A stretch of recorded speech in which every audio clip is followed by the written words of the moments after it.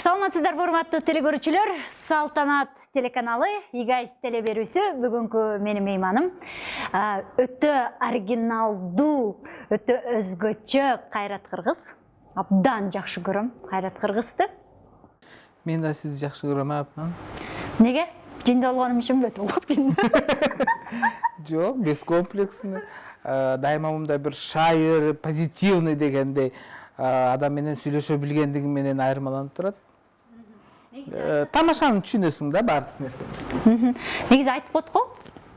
Жиндилер, ненормальныйлер алдыга чыгат. Мындай кысынып жүргөндөр көп учурда өзүнүн каалоосуна жетпей калат деп айтышат да. Жиндилердин эки түрү бар. Чыныгы жинди, анан кийин жакшы жинди деген. Биз жакшы жиндилердин арасындабыз да. Чындыгында актерлор айтып коет го, эгерде сволочь болсоң, сен башка ролдорду аласың дегендей да. Анын үчүн аракет кылыш керек да. Аракет кылсаң, ошол менен баягы өзүң чыгармачылыгың өркүндөткөнгө өткөнгө аракет кылсаң, бир изденүүнүн аркасында жүрөсүң, изденүү менен жүрөсүң дегендей, ошону үстүндө болсоң, дайыма мындай бир жакшы бир нерселерди күтсөң, сен алдыга чыгып кете бересиң деп ойлойсуз. Албетте. Анан жаңылыктардан эмне болуп атат, эмне кылып атасыз, каякта жүрөсүз, кимдин колун кармап атасыз? Жаңылыктардан болсо, мен көп кишинин колун кармадым дейм. Мен андай колго чыдай албайм. Чыдаш керек, айлы жок. Себеби дегенде Кыргызстанга биздин коноктор келип атат дегендей, Жетегүздү аймак ишкоздору 2018 3-чү эл аралык конкурс фестивалды мына быйыл жыйынтыктадык да. Каргакен 3-чү жолу өтүп атат да. Чындыгында 10 жылдан бери келаткан чоң проект бул, бирок 3 жылдан бери ошо эл аралык статуска ээ болгон да. Каргакендин 300 жылдыгына, Чыңгыз Айтматовдун 90 жылдыгына, Ашырал агайдын 95 жылдыгына, Калыбек Жекшеновдун 65 жылдыгына арнадык. Ошондой эле өзүбүздүн жердешибиз Эмилбек Токтобековдун 50 жылдыгына арналган чоң бир конкурс фестиваль өттү да. Атайы Жетегүз районунда чоң бир масштабта өттү буюрса. Жети өлкөдөн келишти. Эл аралык болгондуктан быйыл ошол көп мамлекеттерден келди десек дагы болот. Бир топ мамлекеттен келди. Былтыркыга караганда быйыл аз, бирок ошентсе дагы кийинки жылкыга баягы июль айына жылыга жасачу элек ошол пландаштырып алышкан экен. Биз бир ай эрте жылдырып койгон үчүн алар келе албай калышты да. Бирок кийинки жылы июль айына кылабыз, өз учурунда кайра мамлекетибиз көбөйөт дегендей. Демек, сиз угушумча дайыма ушундай бир эл аралык фестивалдарды жасап жүргөнүңүздү угуп калам. Канча жылдан бери ушундай орчундуу фестивалдарды жасап атат деп дагы тыңдап калам. Анан ушундай орчундуу нерселерди жасап жүргөнүңүз эмнегедир такыр байкалчу эмес, угулчу эмес? Анткени деген мен анда сифилисованный болчумун да. Азыр мен баягы болгон нерсемди мына деп туруп эле ачык эле айтып салып атпайбы. Ачык эле көрсөтүп салып атам. Жаман көрсө эмне кылсак ошо кыл дегендей да. Мына я делаю, я показываю работу. Мына өзүмдүн патриот экенимди көрсөтүп, мына Кыргызстандын өзүнчө бир мындай бир чоң салым кошуп атам десе болот да. Муну даже биздин Министерство культурадагылар мындай нерсени жасабайт даже. Чындыгында эл аралык деген статус мына акча болсо, акча деп эле күтүп отурчу. Акчасыз деле көп нерсе жасоого болот.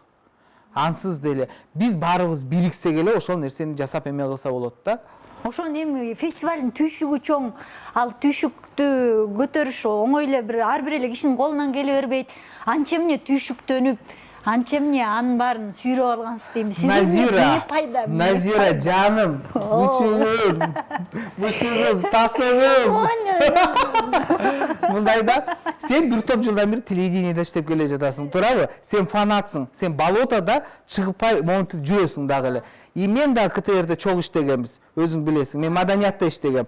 Сен тиги музыкалный передачаларда, шоу эмелерде жүрдүң, мисалы ошол баары бир четтеп калбайт экен. Ошол калпта баягы фанатизм менен бир нерсени уюштуруп жүрө берет экенсиң, жасай берет экенсиң. Бардыгы эле ырчылар жасабайт мындай нерсени, бардыгы эле адамдар жасабайт. Сен деле көп нерселер жасап атасың, туурабы? Тигиндей мындайлар проектлерин барын ошонун аркасынан жүрүп жасап атасың. Ошондой эле нерсе болуп атат да. Фанатизм менен ушул нерсени баштап алгандан кийин ошол нерсени өзүңдүн баягы бүткөндөн бүтөйүн деп калганда экинчи жасабайм дейсиң да, анан кайра эле ошону жасай бересиң го. Бул ошол нерсени демек сен жакшы көргөндүгүң да, ошол нерсени элге тартууласаң. А эгерде күтүп отурсаң, андай нерселер, проекттер жок болуп кала турганда, маданият менен биз өсүп өнөбүз.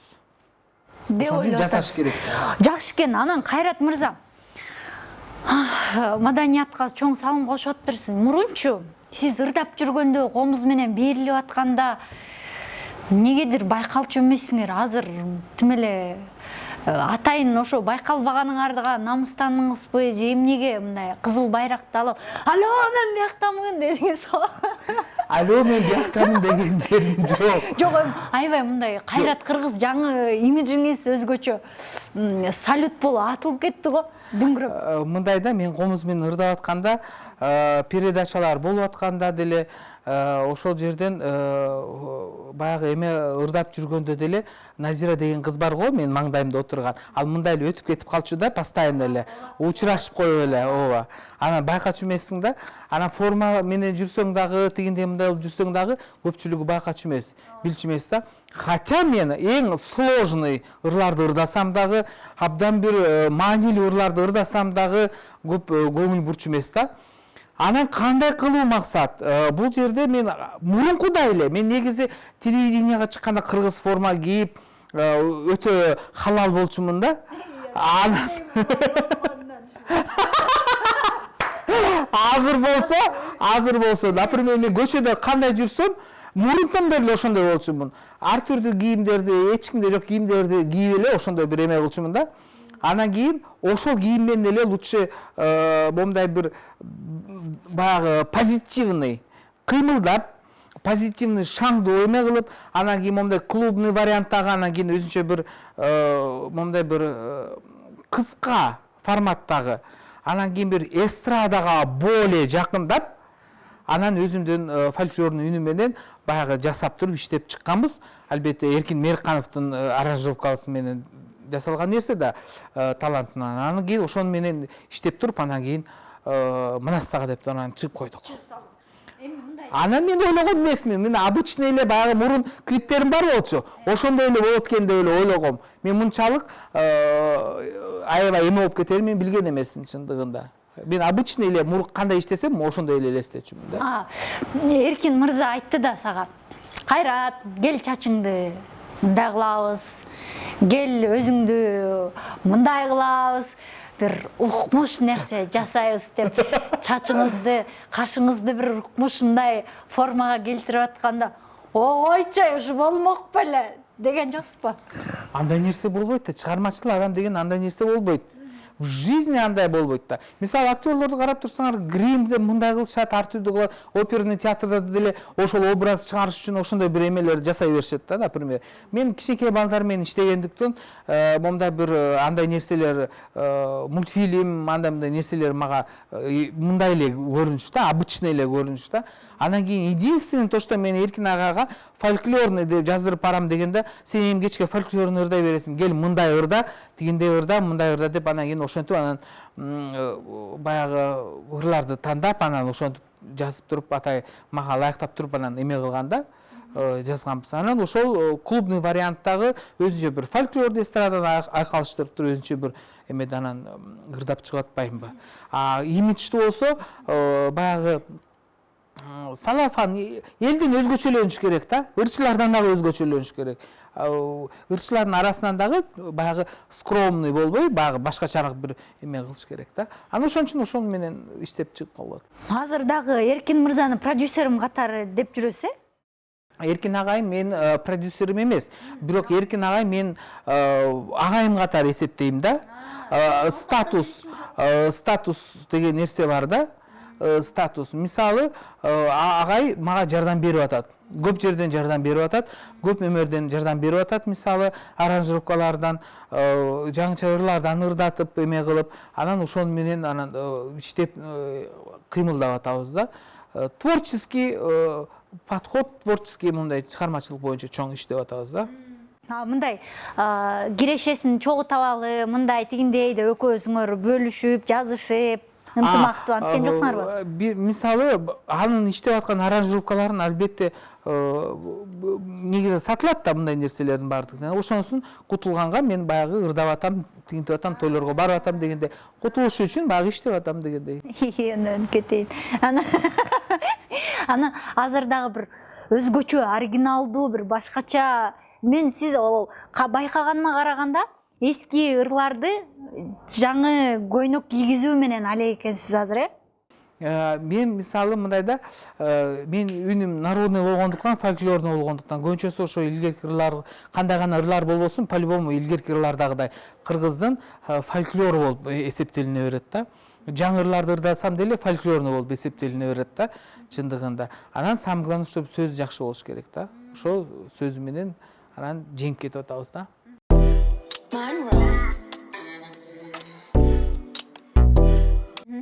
Азыркы стилиңиз, прическаңыз, чач жасалгаңыз эмне деп аталат? Назира деп аталат. Мен Нурматовалы. Айтпек атайм, тармаландап жүрө берсин дегенмичи. Ошондой да. Аябай бир башкача экен. Анан чачыңыз кантип жасалды, эмне болду, кандай болду бул? Кармап көрөсүң. Өйтүп жагып көргүм келет. Эмнеге мындай катуу? Негизи жумшак эле чачымчы. Анан биз башка бир боёко боёйлу деп анан кийин баягы күйгүз салганда туура эмес күйгүзүлүп калат экен. Экинчи күйгүзбөс болдум. Сары кылайын дедиңиз беле?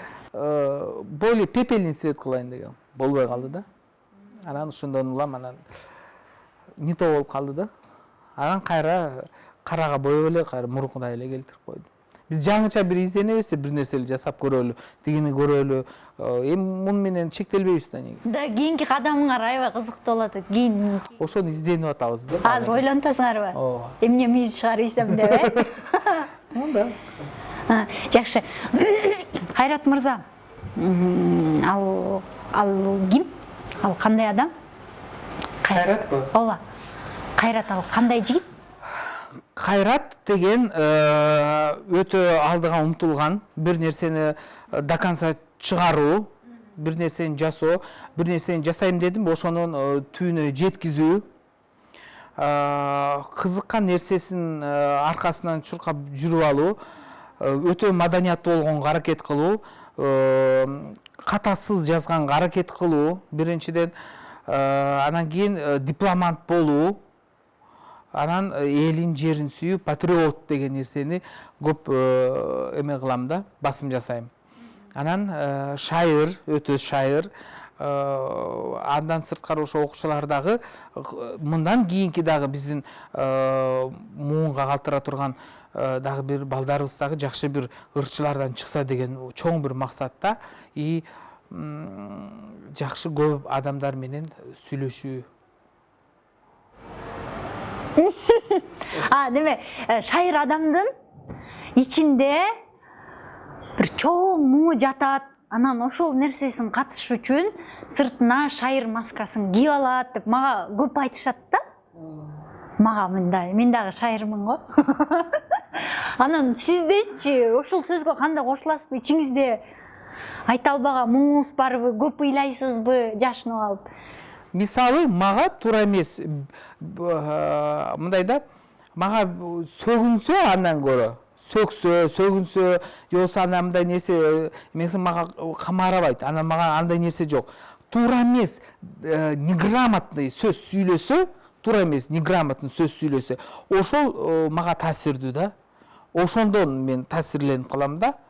Бир эле сөз, например, эки эле сөз, ошол нерсени мага айтпаш керек да. Если ошол нерсени айтса, мен ал киши менен вообще сүйлөшпөйм. А эгерде монтип сөгүнүп, антип монтип бурушуп, анамда неме кылса, мен внимание обращать этпейм. Ал менен эле сүйлөшө берем, мен таарынбайм дагы эме кылбайм. Просто деңгээлин көрсөтпөш керек да өзүнүн. ошол нерсе. Анан ошондуктан кандайдыр бир көйгөйлүү маселелер болот учурда. Көйгөйлүү маселелер болот.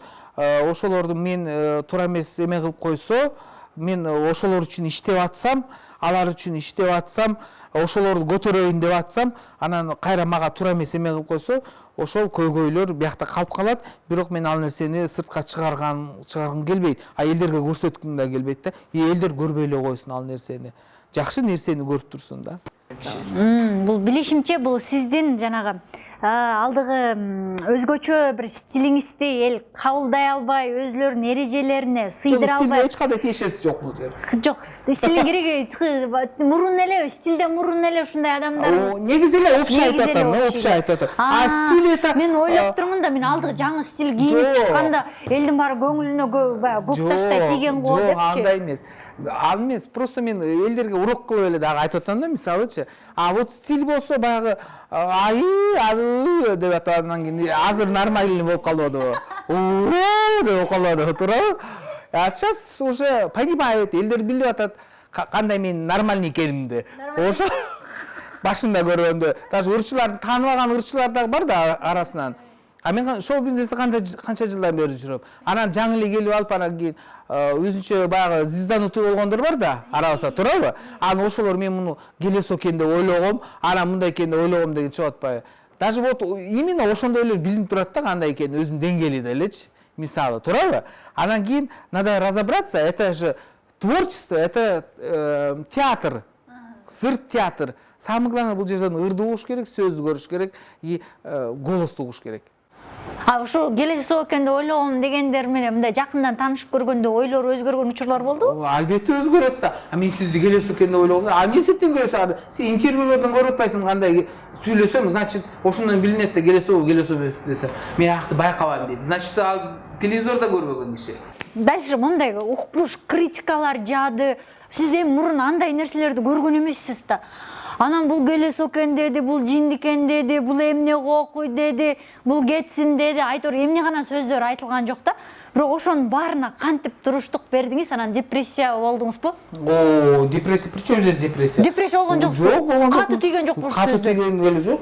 Койчу, бул ар бир, мисалы мындай да, Назира, ар бир адамдын деңгээлине жараша сүйлөйт. Понимаешь? А бул келесо экен деп өзү айтып атат, значит өзү келесо. Ким ошондой нерсени жазса, значит өзү ошондой. Туурабы? Анда нерселерди көңүл буруп отурсаң, дагы жинди болуп кетпейсиңби? Анда чыгармачылык алып калат да. А я мен өзүмдүн деңгээлимди жакшы билем. Я то, что работаю, жакшы сөз таап алып, жакшы сөз ырдап атам, аранжировка у меня нормальный, гебетер нормальный, самое главное, башым нормальный. Туурабы? Все, башка эмне кереги бар? Почему мен тигин айткан нерсе теңелип, мен кайра окуу ушинтип айтты да, а мени урушуп, тыртышып, нафиг это мне нужен? Кеспей эле кой.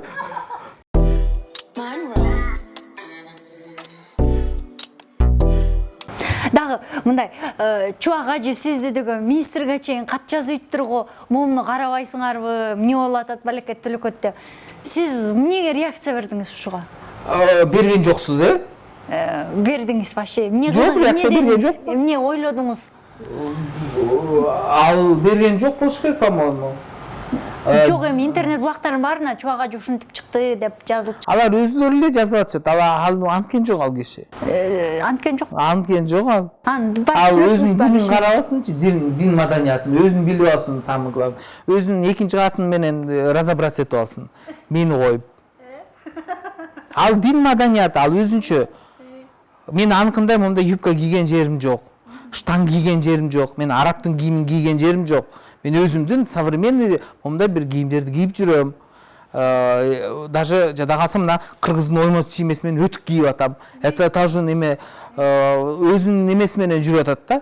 Мен кыргыздын маданияты менен жүрүп атам. Мисалы, чачым эле это бул театр чындыгында. А үнүн бардыгы тең кыргыздын маданияты. А алар болсо, мисалы чындыгына келгенде арабты туурап атат. Арабтын кийимин кийип атышат өзү. Кыргыздыкы андай эмес. Чындыгында мен ошол нерседен дин маданиятындагы өкүлдөрүнө, кээ бирөөлөрүнө, туура эмес сүйлөгөндөрүнө, жазгандарына өзлөрү кийин билишет болуш керек деп ойлойм да. Мага тийишкенин ордуна өзүңөрдүн диниңерди байкап билип алгыла деп айтмакчымын. Жакшы экен. Кийинки суроо. Мен ушу Кайраттын кичинекей кезин элестетким келип атат да. Ал кандай бала эле? Кеттик дегенде кете берчүбүз. Мен классташтарым бар болчу, мына 5 эле биздин номер 5-мектепте окудум да мен. Берме Жанчарова жекемде окудум. Кайсы гана жерге болбосун кетип калчубуз, жүрү кеттик деп. Биз өтө боорукер болчубуз. Себеби дегенде баягы кыш болуп калган учурда бомуштарга өзүнчө бир ачка калды го, тинтип калды го, мынтип калды го деп биз лепешка ташычубуз үйдөн. Ошол кезде лепешка деле үйүбүзгө жетпей аткан чындыгында. Бирок ошонсо деле ошо лепешка ташычубуз, тамак ташычубуз, ошолорго боорубуз ооруп эле ушинтип эме кылчубуз. Анан жайында болсо Кудай берди да. Ит базарга барабыз, тияк базарга барабыз, тоок базарга. Кыдырбаган жерибиз калган жок. Тияка чейин кой ташка чейин кетип калчубуз да. Дачага чейин эме кылып, ойноп жүрө берчүбүз. Oyun. Андан сырткары мен ошол музыкалык мектепте окугандыктан концерттен башым чыккан жок да. Себеби дегенде бир жумада 3 концерт обязательно болчу. Себеби мен Ашырал агайым кайсыл гана жерде болбосун, Ашырал Айталиев, мен ошол жерде чогуу жүрүп калчумун да. Кайсы жерде болбосун, мисалы чоң концерт болобу, обязательно ошо мени кошчу, тиякта болобу, обязательно кошчу. Мен көбүнчөсү ошол күйлөрдү чертип, манас айтып, ырдап, ушинтип эме кылчумун да. Мындай ашыкча боорукер, ашыкча көңүлчөөк адам катары көрүнөсүз да сизчи? Аябай жаман экен ошо. Жаман, азабын тартып атасызбы? Азабын тартасың албетте.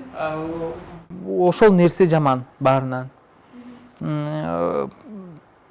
Бирок ошол калыбында кала берет экенсиң да, по-любому. Ошондой болбойм дейсиң, по-любому ошол нерсеге калып каласың. Бизнес тарбиялаган жокпу сизди? Тарбиялаганга азыр келатат акырындап. Өзүмдүн уровенимди кармап атам. Кандай кылыш керек экен? Звезданутый болбойм. Потому что мен эч эле мурун эле жылдыз болчумун, жылдыз болуп төрөлгөм, и жылдыз болуп эле жүрөм. Это хороший бир адамдын айткан сөзү да.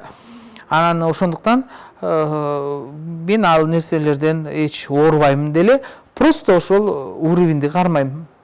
Кимге кандай отношение кылышты, мурун мага кандай отношение кылды эле, мурун кантты эле, эмне кылды эле, ошолордун баарын эме таразалап турам да. Эсептеп турасызбы? Эсептеп турам. Бул желмогус өткөндө учурашпай койду эле тарс.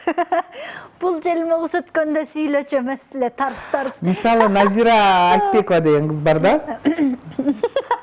Филармонияга барганда, ал кезде боюнда бар болуш керек, по-моему, мне кажется, ошол маалда алпаручу болуп атат да, турецкий. Мен Сибатта иштеп калдым да ошол кезде, сени алпаручу кылып эме кылып атышканда, анан ошондо ооруп атасыңбы же эме болуп аткансың билбейм, ошондо другой образ болчу да. Андан кийинкисине каждый раз меняется. Да, например, меняешься да, ошондой нерсе. Анан менде дагы ошондой нерселер болуп туруш керек экен да. Ошондой нерсе көп жерге жакшы. Я, наоборот, советую да. Мен кээ бир нерселерди сенден үйрөнөм, кээ бир нерселерди тияктан үйрөнөм, жакшы жактарын тияктан үйрөнөм, жаман жактарын бияктан үйрөнөм дегендей. Ошол нерселерди колдонуп турам. Сизге жакшы көңүл бөлбөй койгон окшойм да? Жок, көңүл бөлбөй эмес. Анда сен менен жакшы отношенияда болчу эмессиң. Ана просто жөн эле сен башка отделениеде иштейсиң, мен башкада иштечүмүн да. Телевидениеде иштегенде эле сен башкада болчусуң. Просто баягы КТРде толтурада 1,5 миңден ашык киши да. Анан просто ошол айтып атам да. Сизге мындай эч кандай эчтеке болгон эмеспин да? Жок, мен ошол айтып атпайм, салыштыруу иретинде айтып атам. Сен аякта башкача болчусуң. Биякта башкача. Биякта башкача. Ошону деп. Эсимде бар да ар бир нерсе. Коркуп атпаймынбы? Анан баягы мындай болот экен да. Эне тарбиялаган бала боорукер болуп калып экен, ашыкча. Ооба. Ошо апаңыздын жалгыз тарбиялаганынан улам ушундайбы? Мен мамам мындай бир мугалим да. Тем более начальник класстын мугалими да. Мен мамам дагы өтө шайыр. Балдар менен кошо бала болуп кеткен. Өтө түйшүктүү жолдо мындай бирок өтө үзүрлүү эмгектенди десем дагы болот. Себеби дегенде ошол мектепте ошо балдарды тарбиялап атып эле мен угуп калган бар да, ата-энелердин бардыгы абдан жакшы мугалим дегенчи. Мен ошо сыймыктан мен да жакшы бир мугалим болсом деген оюмда бар да. жакшы сабак берген. Анан кийин өтө бала кыял, бала менен кошо чоң эле киши, бирок бала чоң бала деп коебуз, мондай бир эме да. Анан кичинекей балдар менен иштешип аткандан кийин совсем башкача. А студенттер менен иштешкен мугалим ал совсем башкача болот. Бул начальник класстын мугалимдери по-любому эме кылып турушат да. Анан мен да кичинекей балдар менен иштешем, алар менен кичинекей боло берип, тигиндей боло берип, мындай бир боорукерлик көп нерсе да. Көп. Ошо бала кыялдуулуктан боорукерлик жаралды дейсизби? Мен ошентип ойлойм да, мисалычы, ошо бала менен кошо бала болуп элечи. А бирок ошо кичинекей балдардын руль эткен ата энеси да, мисалы. Сиз мындай апаңызды түшүк тарттырдыңызбы? Сарсанага батырып, тентектик кылып? Мен өтө тентек болчумун чындыгында. Мен бир жерге тура алчу эмесмин. Тигинде мында обязательно момдай эме кылчумун да. Бирок Кудайга шүгүр, личный жолдорго баскан жокмун, айткан нерсесин угуп аттым дегендей, көп нерсесин укпай деле койсом болмок экен деп деле азыр өкүнөм, мисалы, жылейм да. Наоборот, ошол нерсени жасай берсем болмок экен деп ойлойм да. Ал сыртта, мындан сырткары. А так жакшы эле даярдады, мугалимдин үй бүлөсүндө өстүм дегендей. Мугалимдики билесиңер да кандай болуп калат.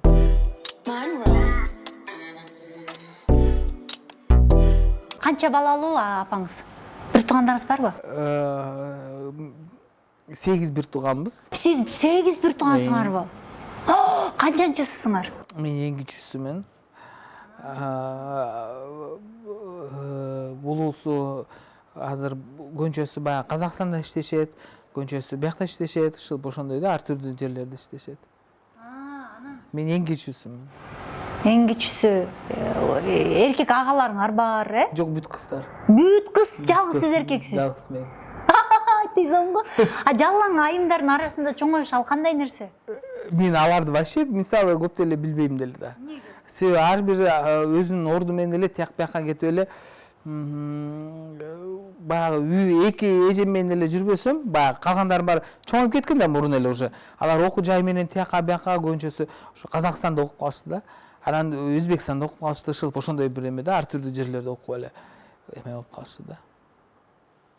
И мен ошо келинчегим да полностью ошондой болуп калды, музыкант менен аралашып калды.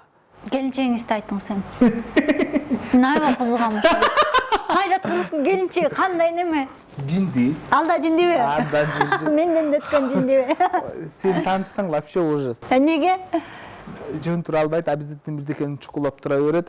Хак матч, оюн баары эле башкача бир эмеде, шылып ушундай да.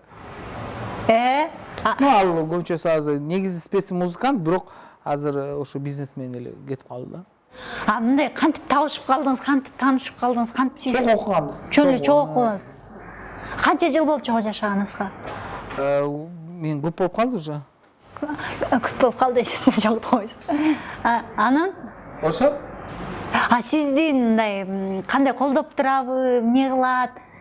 Албетте колдойт да. Ал жиндиден көп нерсени күтүүгө болот. Неге? Себеби дегенде мисалы кээ бир эмелердин баардыгы тең кийимдерди моуну кий, өлүп кетсин, моуну кий, давай момундай кыл, тигиндей кыл, мындай кыл деп колдоп турат, наоборот. Мен сизди бойдок экен деп ойлогом да. Мени анан Ова. Ушунчундай. Үчүнчүсү не помешает. Назира Кайрат билесиң. Балда чака барбы? Ооба. Канча штук? Көп эле.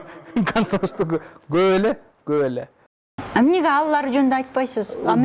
Мен чыгармачылыгым боюнча гана мындай бир билишсе, мен ырларымды гана укса, мен ошо сахнада мен кебетемди көрсө, ошол башка эсе. Сырттагы нерселер көп айткым келбейт. Жубайыңыздын кайсы мүнөзүн аябай жакшы көрөсүз эле? Изилип кетесиз. То, что ачык, откровенный да, анан кийин тамашакөй ошонусу жагат мага. Эркелетесизби? Жок, эркелетпейм. Эмнеге? Мен эркелеткичекте ал мени эркелетип салат да. Я не успеваю. Жетише албай калып атат. Неңелерге сестроюзбу? Жакшы, кайсы тамагын аябай сүйүп өзгөчө жейсиз? Эмнени жакшы жасайт? Тамак жасаганды билбейт. Мен өзүнө деле айткам, жасайт эми тамактарды кантип мындай эме кылып, бирок жасаганды билбейт. Анан айтып го, эркектин жүрөгүнө курсак аркылуу, ашказан аркылуу андай болбойт бекен? Жок, анын характери жакшы. Анын абдан мондай мүнөзү жакшы да. Жок, тамак жасайт, мен айткан жокмун мындай. Такыр жасайт деп. Такыр жасай болбосун? Жок, жасайт. Жакшы жасайт. Тине мындай эмелерди, бирок неме да, bir 3-4 ошону эле жасай бер болду да. Башка тамактарды жасабайт да. Сизчи жасайсызбы тамак? Мен наоборот ага караганда мен жакшы билем. Эмнени жасайсыз? Эң мындай тамагыңыз.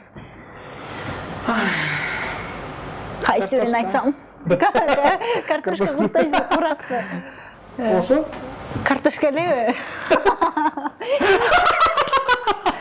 Мен аялыман көбүрөөк томат жасайм деп турам. Кайсы тамакты картошка куурам. Аялым жумуртканы кууруп берет, бир күнү тоолоп бышырып берет. Бир күнү дегендей окшоп калды да. Да. Жакшы нерсе экен. Анан мындай дагы мындай сиздердин ушу кайын журтуңуз, күйөө баланын мындай сырткы келбетин көргөндө эмне дешти? Алар түшүнүү менен эле мамиле кылып атабы? Айланам күйөө бала деген жок. Мен жиндекени давно эле билем. Давно эле билем. Сиз мурун эле жинде элеңер. Мурун эле жинде болсун да, Назира чөппөй. Мен алар менен тамаша көй, ойноп, антип мынтип эле, катып эле, айтып атпайм, мен профессионалдуу концертке чыкпаганда мен необычный кийимдерди кийинип алып эле жүрө берчүмүн да. Эч кандай эчтеге бескомплексный да. Анан ал нерсени уже көнүп бүтүп калган да. Анан ошол нерсени мен кайра сахнага кийип атпаймынбы? Мисалы. Видите? Кыргыз форманы мен деген наоборот кайра тиги үйгө коюп койдум да. Пока. Кээ бир комуз менен ырдаганда, чоң правительственный болгондо, же болбосо чет мамлекетке чыкканда, албетте кыргыз форма менен, комузу менен ырдайм. Эстрада менен аякта болбойт. Жакшы экен. Мындай мисал үчүнчү бирөө көчөдөн келе туруп, кайрат кыргыз деп, может сизди түшүнбөгөн бирөө болсо, согушуп кирсе, өзүңүздү коргой аласызбы, согуша аласызбы? Сизди элестете албайт Мен согушууга болуп отурбайм. Мен согушпайм дагы, эчтеке кылбайм. Бул бир, экинчиден биздин кыргыздар андай эмес. Эң маданият жагынан дүйнө жүзү боюнча эң бир культурный, өтө патриот десем дагы болот. Күч жагынан дагы биздикилер кыйын, мыкты мырзалар, мыкты нерселерин бардык деген бар. Бирок адамгерчилик менен, меймандостук менен биз биринчи орунда турабыз. Бизде андай нерсе болбойт.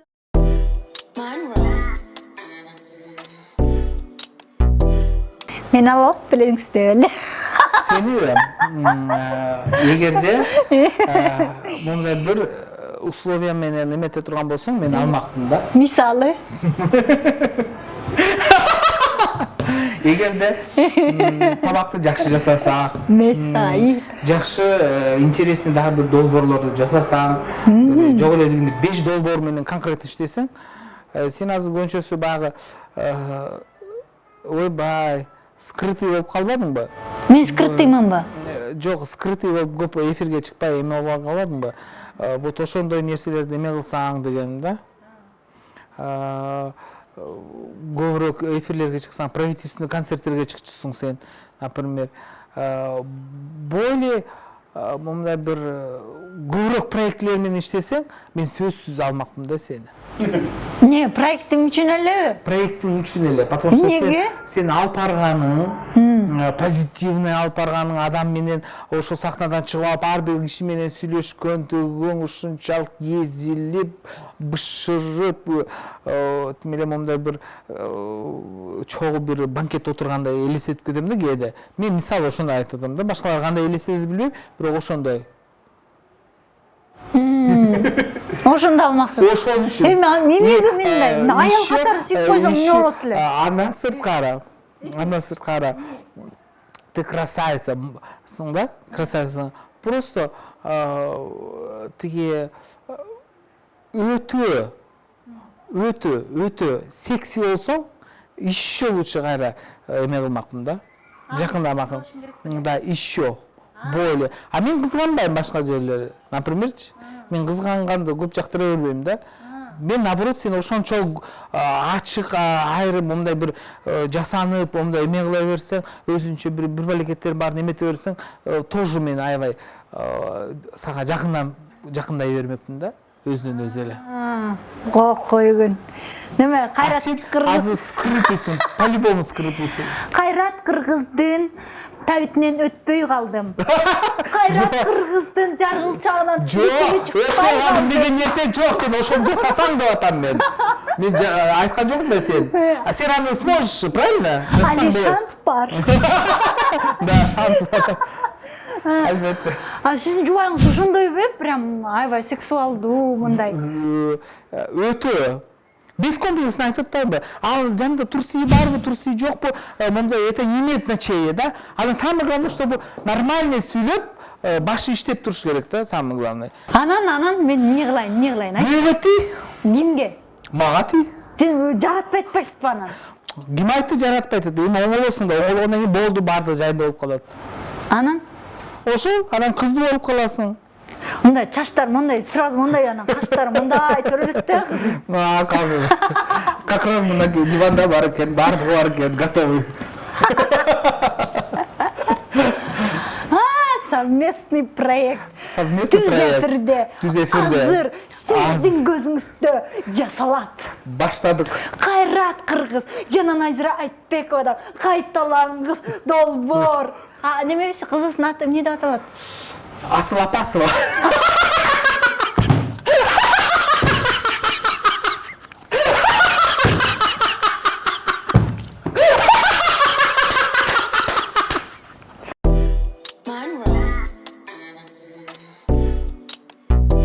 Кайрат мырза, сиздерге чыгармачылык ийгилик каалайм. Ой, рахмат, чоң рахмат.